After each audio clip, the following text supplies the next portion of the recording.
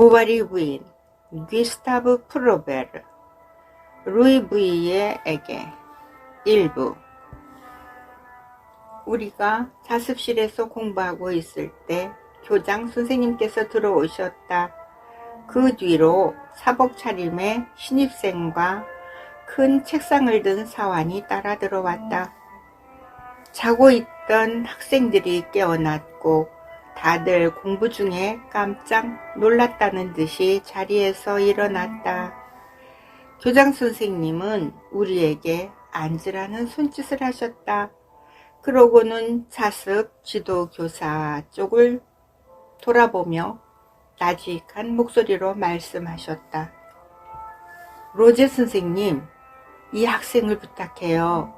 중학교 2학년 과정에 들어왔습니다. 학업과 품행이 양호하면 제 나이에 맞는 상급반으로 올려줍시다.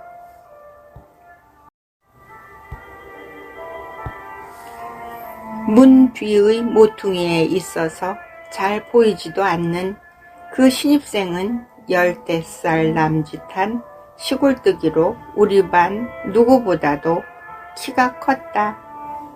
머리를 시골 성가대원처럼 이마 위로 가지런히 자른 그는 착실한 인상이었지만 매우 안절부절 못하고 있었다.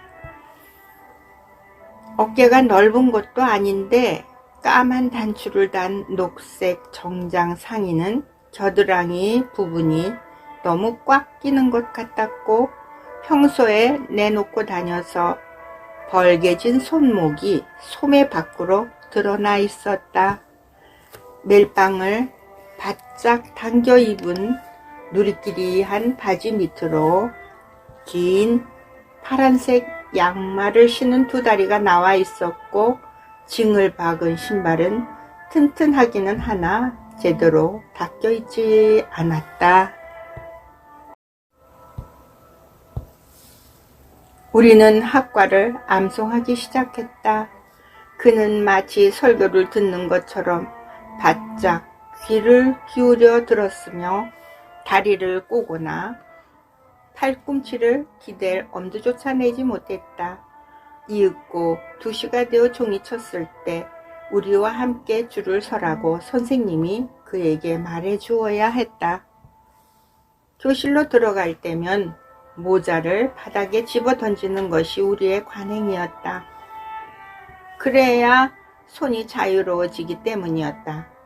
문턱에서부터 의자 아래로 던지면 굉장한 먼지를 일으키며 모자가 벽에 가서 부딪혔다.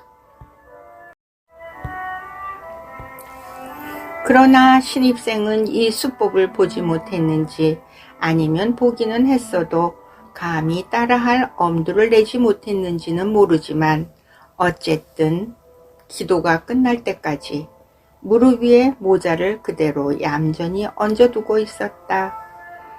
그것은 털가죽 모자, 군모, 중산모, 챙 달린 수달피 모자, 나이트캡 등 여러 잡다한 양식이 뒤섞인 잡탕식 머리쓰개로 한마디로 바보의 얼굴처럼 말없는 추악함이 켜켜이 쌓인 그런 볼품없는 것이었다.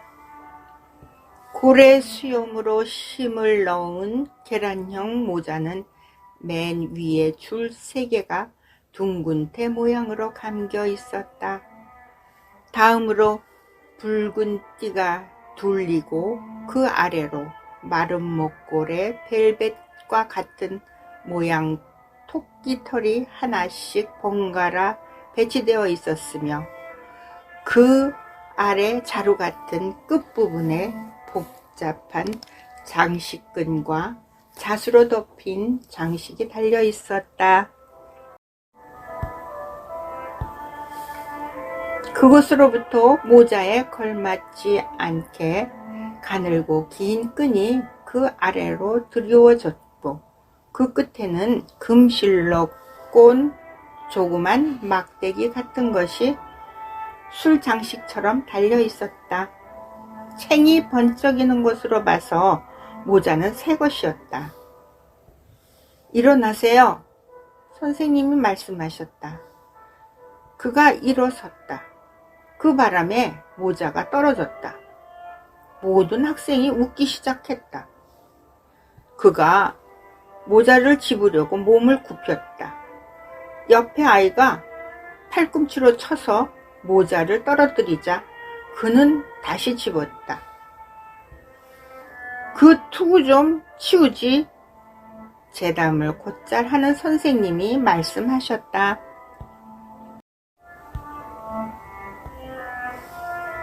학생들이 웃음보를 터뜨리자 불쌍한 소녀는 매우 당황해서 도대체 모자를 손에 들어야 할지 땅에 내려놓아야 할지 아니면 머리에 써야 할지 몰라 쩔쩔맸다.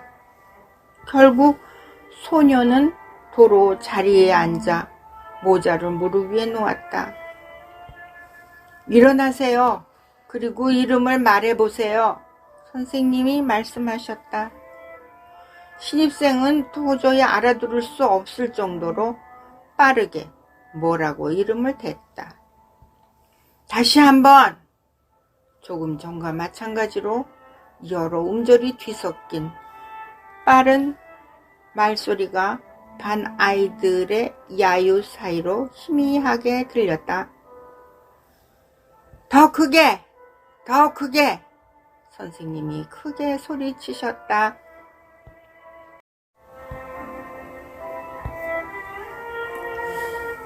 그러자 신입생은 대단한 결심이라도 한 듯 입을 쫙 벌렸다. 그리고 마치 누구를 부르는 것처럼 있는 힘을 다해 고함쳤다. 샤르보바리! 곧바로 교실에 야단 폭삭이 났고 터져 나오는 날카로운 목소리들로 점점 더 소란스러워졌다. 모두들 소리 지르고 떠들어대고 발을 구르며 샤르보바리 샤르보바리를 연발했다. 얼마 후 그 소리는 하나씩 따로 들리더니 간신히 잦아들기 시작했지만 어느 줄에선가 불쑥 다시 튀어나왔고 그러면 타다 남은 폭죽이 터지는 것처럼 그 줄에서 킥킥대는 소리가 다시 터져 나왔다. 그러나 벌로 많은 숙제가 부과되자 교실의 질서는 조금씩 회복되었다.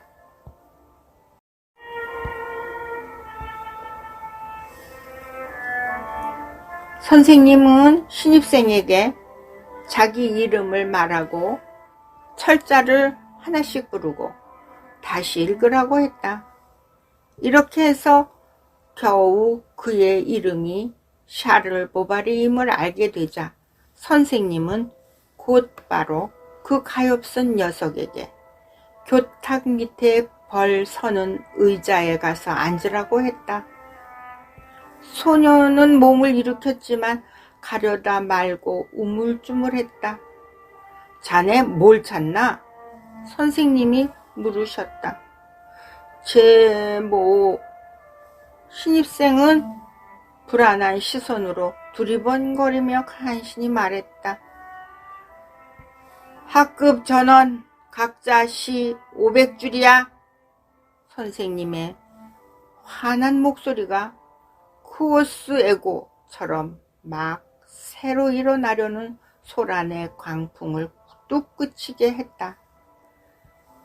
선생님은 화가 나서 조용히 하라니까 하고 소리치며 모자에서 손수건을 꺼내 이마를 닦으셨다.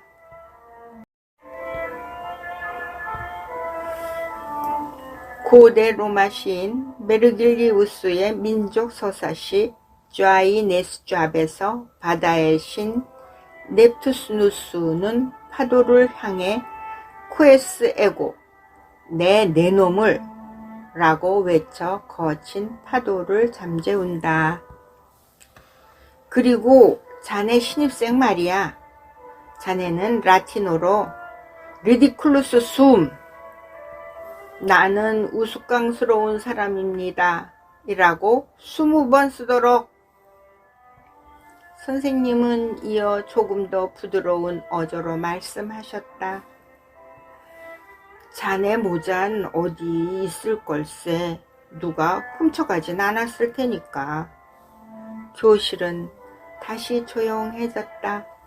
모두들 책상 위로 고개를 숙였고 신입생은 2시간 동안 모범적인 자세를 유지했다. 때로 펜촉으로 튕긴 종이 총알이 그의 얼굴에 적중했지만 시선을 내리깐 채 그냥 손으로 쓱 문지르고는 꼼짝하지 않았다.